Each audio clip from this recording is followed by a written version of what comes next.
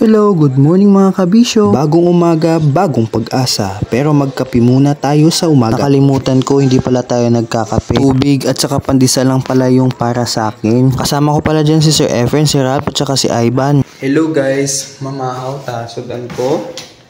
Imbutido na tag 20 pesos.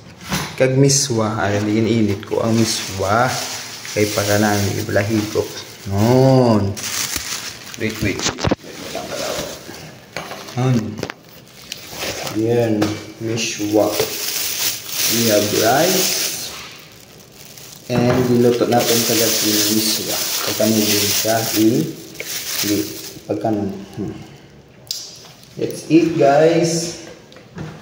This time, hinihintay na lang namin na mag 6 PM para makauwi na kami. Siguro nasa 5 minutes or 4 minutes na lang yung hinihintay namin para mag 6 PM na. At sa wakas ay 6 PM na nga at makakauwi na rin kami sa wakas. Gawa ng sobrang trabaho, maraming ginawa, maraming gawain at sobrang pagod namin today.